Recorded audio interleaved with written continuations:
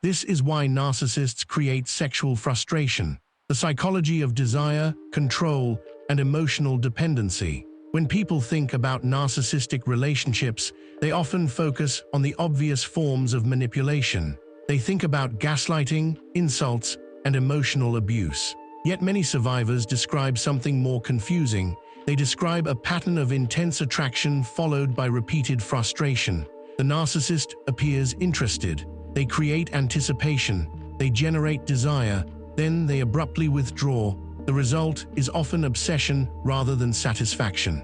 This pattern was examined long before social media and dating apps existed. Psychoanalysts such as Otto Kernberg and Donald Winnicott explored the internal world of people who struggle with narcissistic personality structures. Their work helps explain why some individuals create emotional and sexual tension that never seems to resolve. Winnicott believed healthy relationships require the ability to see another person as a complete human being. A mature individual can tolerate both the strengths and flaws of those they love. They do not need to turn others into heroes or villains. They can maintain connection even when emotions become difficult. The narcissistic personality often struggles with this capacity. Other people become psychological objects rather than fully recognized individuals. Their value is determined by what they provide. They may offer admiration. They may offer status. They may offer attention. They may offer emotional regulation. The relationship becomes less about mutual connection and more about maintaining a fragile internal balance. Otto Kernberg expanded on these ideas through his study of narcissistic personality organization. He observed that many narcissistic individuals split experiences into extremes. People are idealized or devalued. They are exciting or disappointing. They are useful or worthless. This creates instability in relationships because genuine intimacy requires integration. It requires seeing both positive and negative qualities at the same time. Sexual attraction can become deeply entangled with these dynamics. The narcissist may experience desire when another person feels distant. They may feel excited by pursuit. They may enjoy anticipation. Yet once emotional closeness develops, uncomfortable feelings begin to emerge. Vulnerability appears. Dependency becomes possible. Anxiety rises beneath the surface. The result is a cycle of approach and withdrawal. The narcissist moves toward intimacy and then retreats. They create hope and then frustration. They generate excitement and then remove it. The partner is left attempting to understand what happened. Modern dating culture has amplified these dynamics. Social media platforms reward intermittent attention.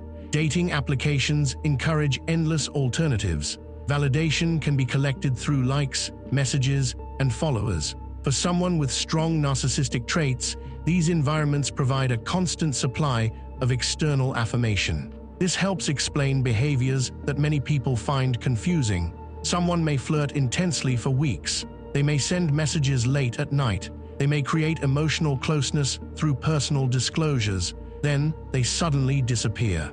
Days later they return as if nothing happened. The cycle repeats. Psychologically, this creates what behavioral scientists call intermittent reinforcement.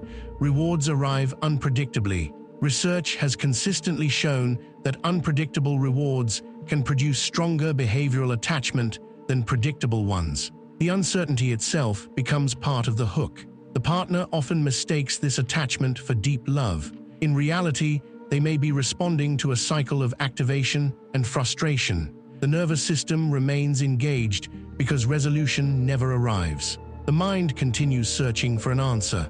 Every interaction feels important because every interaction might provide closure. Kernberg described how narcissistic personalities often struggle with stable object relations. They seek admiration and attachment, yet they simultaneously fear dependency and vulnerability.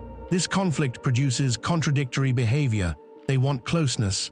They fear closeness. They pursue intimacy. They sabotage intimacy. Sexual frustration can become one expression of this conflict.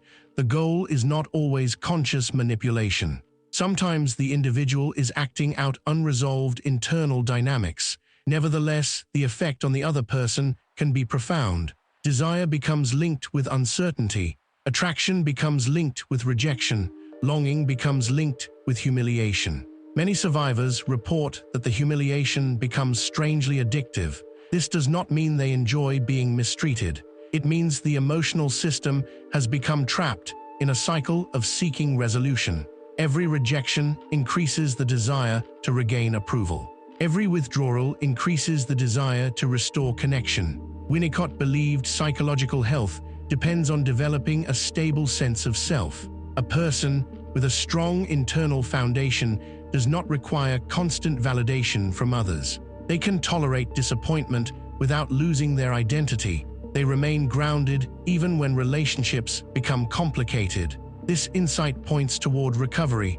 The solution is not decoding every behavior of the narcissist. The solution is rebuilding connection with oneself. Obsession weakens when attention returns to personal goals, friendships, creativity, work, and meaningful activities. The narcissist loses power when they are no longer the primary source of emotional stimulation. Many people spend years trying to understand why the narcissist behaved the way they did. The more important question is often different. Why did the cycle become so psychologically compelling?